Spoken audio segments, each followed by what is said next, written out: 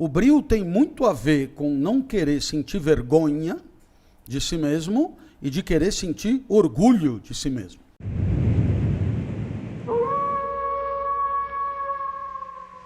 Então, o brio, outro dia me perguntaram o que era o brio, que eu falava tanto, né? Porque houve um vídeo de um aluno que flagrou a bronca que eu estava dando na turma e tal. E o brio, ele tem a ver com aquela parte da vida que advém da vontade, né?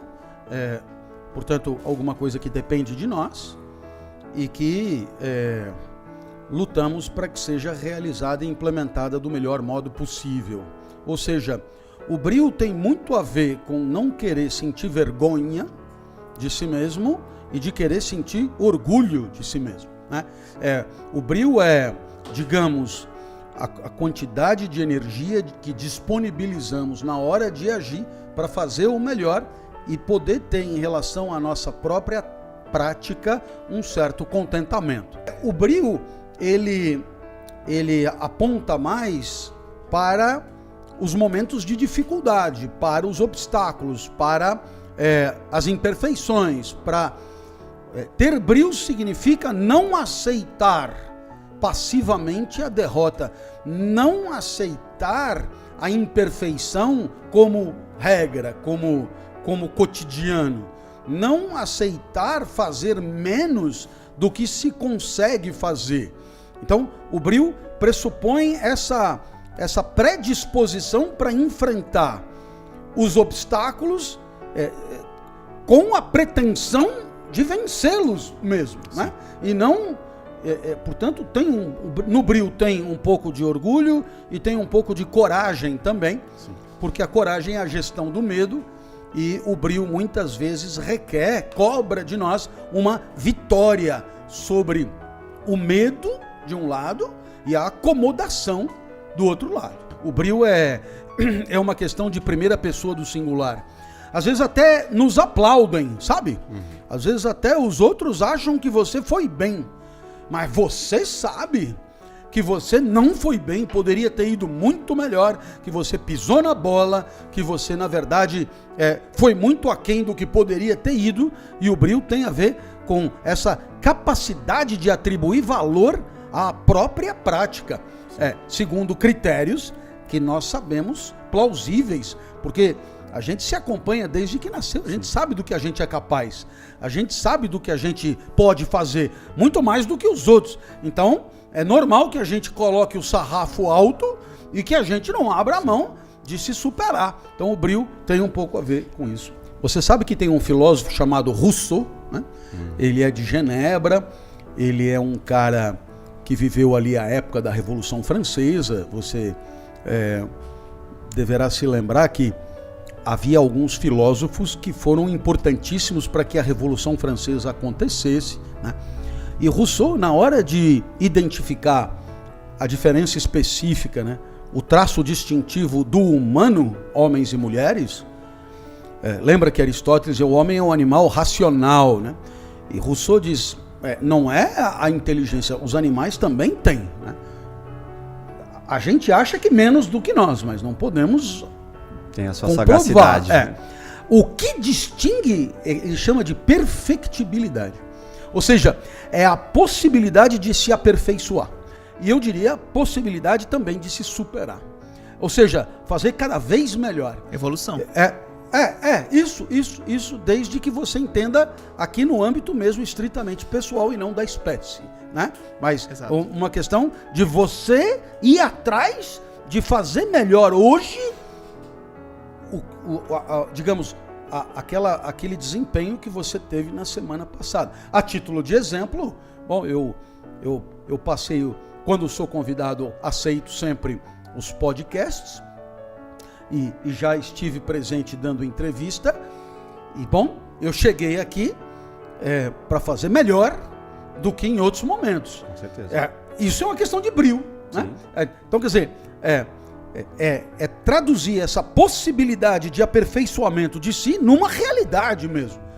Eu não vou aceitar Claro que pode acontecer, mas eu vou brigar até o fim para que não seja pior do que em outros momentos. Total. Porque senão eu terei regredido, eu terei piorado, Sim. eu terei me apequenado, e não é isso que eu quero para a existência.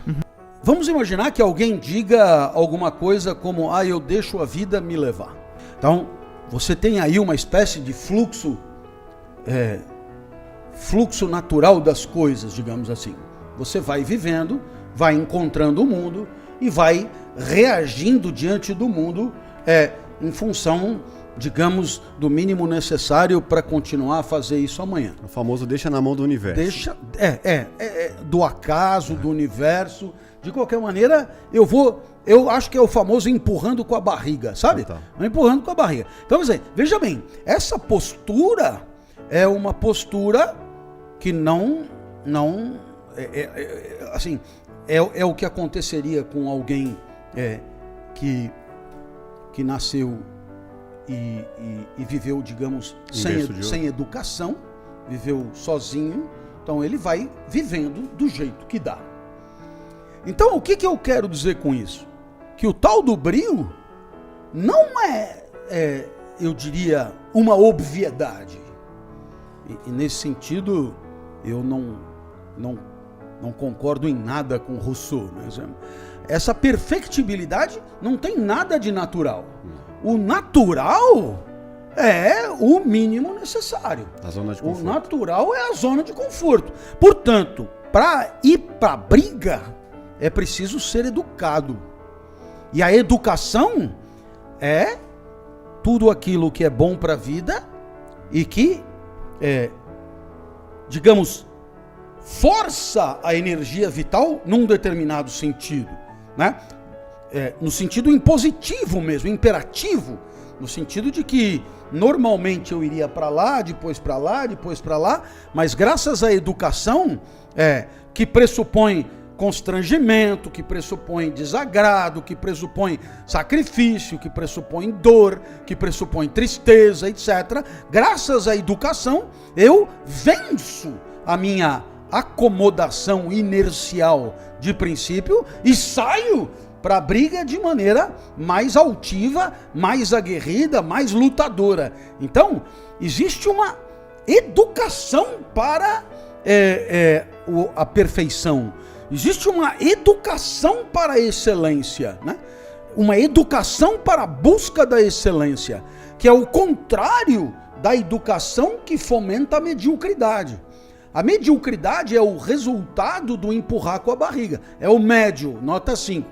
Mediocridade. Então, você empurra com a barriga e assim as coisas vão indo, digamos, inercialmente, como se fosse a correnteza de um rio. E no outro caso, não. Eu diria que a busca da excelência é nadar na contramão da correnteza.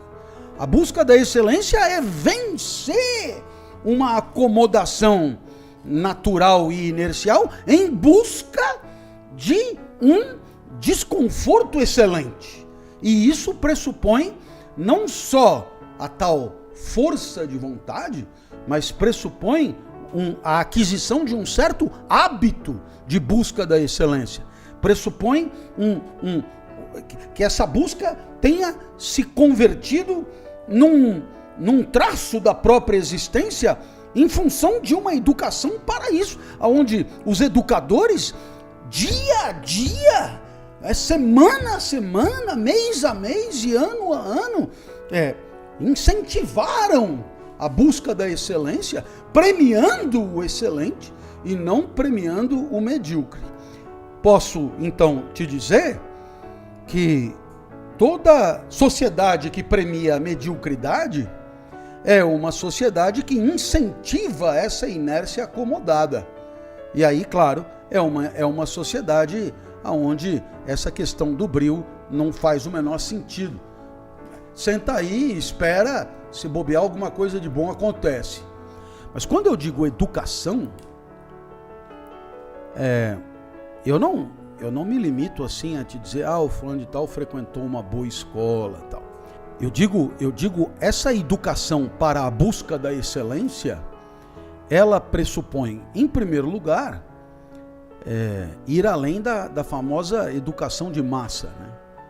Você ensina a mesma coisa para todo mundo, cobra todo mundo do mesmo jeito, impõe os mesmos critérios para todo mundo e com isso você estabelece ali um ranking, etc. Um Enem. A busca da excelência pressupõe a identificação da especificidade de cada um, e isso implica dar oportunidades, né? Oportunidades que são quase que laboratoriais, para entender qual é a praia de cada um, e aí incentivar a excelência dentro da praia de cada um. Aonde o bom desenhista seria levado a ser o melhor desenhista, o bom flautista a ser o melhor flautista, o bom em artes cênicas seria encaminhado para se desenvolver nessa área, assim por diante. Então, quer dizer, primeiro passo, conhecer-se a si mesmo, autoconhecimento, e o segundo passo é aprender a apostar as fichas naquilo que é a tua especificidade, em busca de um desempenho cada vez superior, cada vez mais próximo da perfeição.